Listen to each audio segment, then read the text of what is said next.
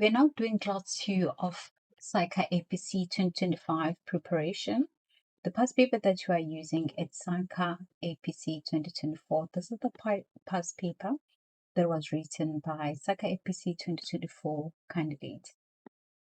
So before we proceed with this class, can I please, or I have a humble request for you to follow me, subscribe to my channel, and also share it to everyone that you believe might benefit in this channel. If you have any suggestion or question, or you wish that I do specific question, please let me know and I will gladly do so. So in this class, we're going to be looking at the remainder of document number 1 as well as the full document number 2. In the previous class, which was class 1, we did not finish document number 1. So we'll continue with page number 4 in the document number 1, and then we'll read until document number, the end of document number 2, which will be the page number 10. So in particular or specifically, the pages we're going to be looking at in this class will be page number 4 up until page number 10. Now, without wasting time, let us see what we have in page number 4 to 10. The board and management of Leopoldis exercise ethical and effective leadership towards the achievement of the following outcome for Leopoldis and investee companies: building ethical culture, continuously enhancing performance, ensuring effective control, and maintaining legitimacy within a broader South African society. Our shareholders are general minority interest, although we may acquire majority stakes from time to time. There is no time constraint on our investment period, unlike most private equity funds, which invest for less than 10 years. Leopoldis have started by the Moss family, who have successfully operated various food franchise business in South Africa. The Moss family disposed of this interest in the 2019 and decided to reinvest a significant portion of the proceeds into Leopoldis to create multi-generational wealth. New shareholders were introduced in the early 2024 when the Tege Dlamini and the Wyneham family office each acquired a 15% shareholding in Leopoldis. The Moss family trust remained the majority shareholder in Leopoldis with a 70% shareholding. So what is important when you look at the information that we have been provided here that we've read so far is that we are told about the ethical and effective leadership style of Leopoldis and its investee companies. So when you're talking about investing companies, are those companies that they buy interest from. So we are told that they generally hold minority interest in these companies, or in the investee companies, they generally hold minority interest. However, they may acquire majority stakes from time to time. So what does that mean? It means currently their main holding is less than 50%. However, they might or they may acquire greater than 51% going forward or from time to time. And the other important thing about them is that they do not have time constraint in terms of how long do they hold this interest before they dispose of. So they're saying they are unlike other private equity funds who normally hold the investment for less than 10 years. And the company case, they do not have specific timeline or period in terms of how long do they hold the interest. And the other thing that is important here is to take note that this company was started by Moss family. And when it's come to Moss family, the other thing that is important for you to note is that they dispose of their food franchise business in 2019. And the purpose of disposing this franchise was to therefore reinvest the amount or significant portion to Leopoldis to create multi-generational wealth. And the last important thing that we need to take note of is that in the early 2024, they introduced Tege Dlamini and Wyneham family officers. And how were they introduced? Through the acquisition of 15% each. That means in the early 2004, early of this year, based on the paper that we're looking at, they lost 30% shareholding. However, it is so important for you to take note, or rather understand, that they are still holding the majority stake, which is 70%. So those are the important things that I would like to look at when we're looking at this information. It is very important also, candidate, to take notes that based on the information that we have or that is presented to us here, there is no trigger. However, this information might be very important for you to understand when you are responding to some of the triggers that you will have in this paper. Now let us move to the company approach. Our approach, Leopoldis fundamentally believe that human capital drives outperformance in the business. Regard the core shareholders and the management team of the investee as our partners, and we seek to create mutual beneficiary long wealthy through ethical and effectively building a better South Africa. Leopoldis invest in business that it understands and to which it can add value. We do not invest in early stages of venture capital type investment, as these are deemed too risky for the group. We make an active interest in the companies in which we invest and appoint non-executive directors to the board of the directors of these companies. Leopoldis seeks to assist investors whenever we can, and often reaches out to our ecosystem to maintain the best advice and know how to solve problems and unlock opportunity. So what is important for you to take note when you're looking at the company approach? They are saying that they invest in the business that they understand, as that help them to add the value in these companies. And they're saying they are not investing in the early stages and venture capital, as they believe these are too risky for the group. And moreover, we are told that they appoint the non-executive director to the board of directors of these companies. And also we are told that they seek to assist the companies in order to ensure that they reach or they unlock their potential.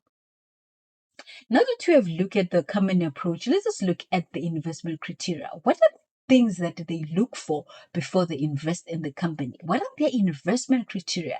Now we're going to be looking at investment criteria of the company and analyze when required. Leopoldis seek to invest in business that are in the growth phase, have competent management team who are resilient, resourcefully, and laser focused, have consistent profit history, turnarounds, and hockey stick projections of no interest to us, have enterprise value of between 100 million to 400 million, and have understandable business model. If you cannot explain it to us in 10 minutes, then we are unlikely to invest. Leopoldis currently invests between 20 million to 75 million in single or multiple tranches per investment. These funds are typically deployed to enable management buyout or buy-ins, facilitate organic growth or acquisition, or to acquire shares from departing shareholders, retirement or migration, etc. We seek a return of capital from our investment or CPI plus 15% compounded annually. So in terms of the investment criteria that the company have, obviously their main focus is the company that are in the growth phase. They're looking for the companies that have competent management teams, because it is believed if the management team of the company are competent enough, they're able to add value to the company, so which is what is important for the company. They're looking for consistent profit history, and the enterprise value, it should be between 100 to 400 million. So these are the rankings they look for when it comes to enterprise value in terms of the company they're going to buy for or from. And then they need to invest when they understand the business model. So the business model, if it's well explained by the management team and they understand it, then they're able to put their money on that business. In terms of the investment on the single and multiple branches, they normally invest between 20 million to 75 million.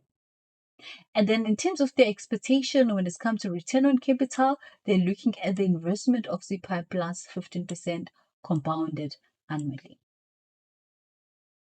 Now we're going to move to the team of the organization.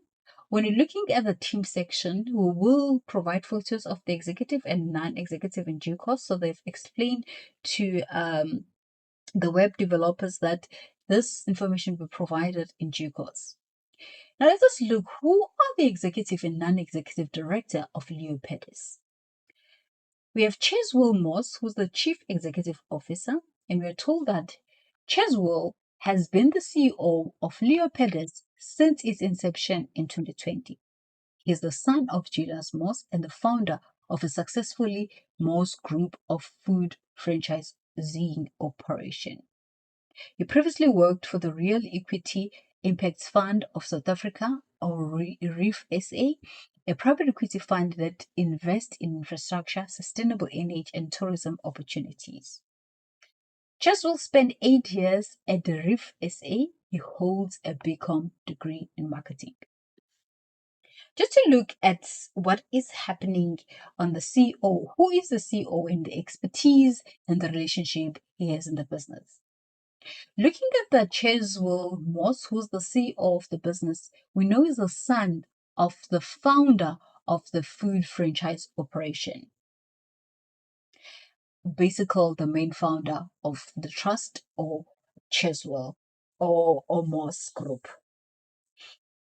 In terms of experience, for 8 years of his professional life, he has spent in REEF SA. So the exposure that he acquired is in the Real Equity Fund. And obviously, we're told that that fund was investing mainly in infrastructure, sustainable energy, as well as tourism. Now, in terms of the educational background, he has a degree in marketing, Bachelor of Commerce in Marketing. So he has an 8 years in the Real Equity Impact Fund, and then he joined at inception in 2020 and is the son of Julius. Then we move to Phumzile Tege Dlamini, who's the Chief Investment Officer. What we know about Phumzile is that he acquired 15% interest in the company at the beginning of 2024. Phumzile, the CIO, has over 10 years experience in the financial service, having worked for the major investment banking group in Johannesburg in its property finance and private equity division. She qualified as a CSA in 2013. Phumzile, as an executive director, is responsible for Leopard's investment strategy and operation. Looking at Phumzile, one of the things that are important to note of is that he's a qualified CSA, is an experience in property finance and private equity, and also is an executive director in the company that specializes in investment strategy as well as the operations. Now, the next person we're going to look at is our chair and independent non-executive director, and his name is Jandri Volmink. Jandri is the founder and the CEO of 11C, a large privately owned ICT group that provides IT managed service, cloud solutions, cybersecurity service, data and analytics, and automation consulting. She holds BA and LLB degree. So looking at the Jandri background and information we are provided, there is no indication based on the information we have read so far that he lacks independence. However, until we've read all the information in this paper, we can only be conclude once we know all that part. Now, what is important is that he has an expertise in ICT, cybersecurity, data and analytics, and IT management, and he holds a BA and LLB degree. Then the next non-executive director we're going to be looking at is Lindiwe. Lindiwe is the CFO of VATQ, a leading taxation consultancy based in Sandton. She's well known for her podcast of taxation matters and often present a taxation seminar hosted by various professional associations. Lindiwe has acted as an expert witness in VAT dispute in numerous court cases. Lindiwe is a CSA and has an MCOM taxation degree. Now, looking at Lindiwe, we're told that Lindiwe is a non-executive director, and based on the information that we have so far, she is also independent. And the reason we're saying that she is independent is because there's nothing that we get in this information that indicates Lindiwe might lack independence. Unless you are told then VATQ is part of the people that you are investing on, which is less likely to be possible. Now we know Lindiwe is the CFO of the taxation consultant firm, company based in Sandton, and is a qualified CA with MCOM taxation degree. So he's a very good expertise in the industry as a host podcast and been part of the lot of disputes in numerous court cases. And the next person we're going to look at is William Moss. He's a non-executive director. William is Cheswell's brother and the retired professional football player who played in the Premier Soccer League for 9 years. Since retirement, William obtained a BCom Industrial Psychology degree and currently works full-time for the Moss Family Trust. So based on the information that we've received here, we can conclude that William Moss is not independent. And the reason for that is because he's the brother of our CEO and also work full-time for the trust which holds 70% in the company. Now, when you're looking at the entire board of director, one thing that you need to do when you come across information like this, you need to analyze this information in line with the recommendation of King 4 principles. And that you need to take note, it is not a trigger, but that information might be important for you for ethical type question or any qualitative information, and also for you to have a better understanding of the company in terms of how proactive it is when it's come to the implication of the recommendation of the King 4. Then one might say, why am I worried about the implication of the King 4 when this company is a private company? Should I not choose not to focus on the King 4 recommendation if this is a private company? Again, this is a recommendation. So for all companies that exist, it is a good thing that they do take into account the recommendation of the King 4 principles. Now, the other things that you can obviously take into account when it's come to evaluating the King 4 is also how they uphold ethical standards and ethical behavior, which based on the information that we've read so far in this scenario, they uphold ethical behavior and standard to the highest level and degree, and they care for all the stakeholders involved. Now let's just move to the portfolio of companies that they have now that we've looked at the board of directors composition. The portfolio of companies, we have first one, which is Z-Lisk Cleaning Solution. Z-Lisk is a leading supplier of hygiene solutions in South Africa. It imports and distributes floor care equipment such as scrubber dryers, sweepers, vacuum cleaners, and high-pressure washers sourced from leading global manufacturers. This equipment is widely used by customers in the commercial cleaning industry and companies in the retail, hospitality, education, healthcare, and office cleaning sector. Z-List also manufacture its own range of environmental-friendly cleaning chemical for commercial use. So the first investee that we have is the leading supplier in the hygiene solution in South Africa, and we are told that they import and distribute the number of floor care equipment, and those equipment have been mentioned. And also we are told that they manufacture its own range of environmental friendly cleaning chemicals for commercial use. Then the next investee that they have is Renovera Solar. Renovera is a leading provider of solar solution to household and small and medium-sized enterprises or SMEs in South Africa. Renovera offers solar as a service or SaaS and rent-to-buy solution. The solar solution could typically consist of an inverter, solar panel, and a battery backup. Customer can select from the range of specified energy solution 3.6 kilowatt to 12 kilowatt inverter with batteries and solar panels. Renovera is responsible for the purchase, installation, and maintenance of solar system. And customer can enter into a 36-month SaaS agreement or 60-month rent-to-buy agreement.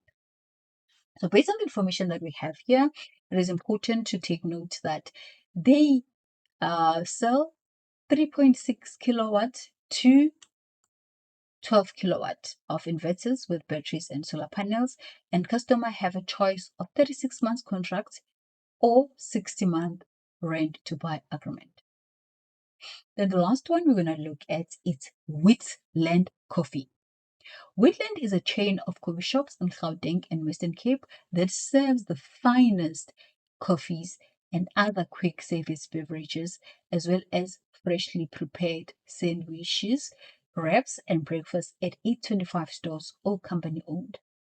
Coffee beans are indirectly sourced from ethical farmers in selected African countries. Wheatland offers sit down and take away option to customers. Now we are told about then the coffee shops that they have interest or investment to. They have 25 shops, and their shops are in Gauteng and Western Cape, and they offer sit down and take away. In terms of the products they sold, they are selling the beverages, the coffee, the sandwiches, the wraps, and breakfast. In terms of latest news to be drafted, contact as detailed to be provided. So they are telling then the web developers that this information will be drafted and also this one will be provided later. Then document number 2, we'll be looking at the company annual financial statements. It was coming from the CEO to the financial analyst. In this case, you are a financial analyst as a candidate. I have attached the extract of Leopardo's most recent annual financial statement for the year 2025, as well as the draft management accounts. This will assist in orienting you in your new role at Leopardo's. Leopardo's have prepared in accordance with IFRS accounting standard and are audited. It is important for you to take notes that the information you are given, it is prepared in line with IFRS and it is audited. So that's most fundamental important for you to understand. Leopardo's classifies and measure its investment at fair value through profit or loss. Leopardo's defines itself as an investment entity in accordance with paragraph 31 of IFRS 10 consolidated financial statement and does not consolidate any of its subsidiaries. It is very important to understand that they account for their investment as investment entity and they do not consolidate. Similarly, Leopardo's accounts for investment in associates and joint venture at fair value through profit and loss, as it's classified itself as entity that it venture capital organization or mutual fund, unit trust, or similar entity, according to paragraph 18 of Intention Accounting Standard 28. The external auditors have agreed with this classification for accounting purposes. Leopardo's ultimate parent, the most family trust, consolidates any underlying interest controlled by Leopardo's in terms of Para 33 of the IFRS 10 and its group financial statements. So as you look at this information, you might find yourself thinking this is a trigger. None of the information that is provided here is a trigger. Yes, it might be important for you in some of the triggers that we'll have in this document or in this case study. However, it is important to know that you do not have to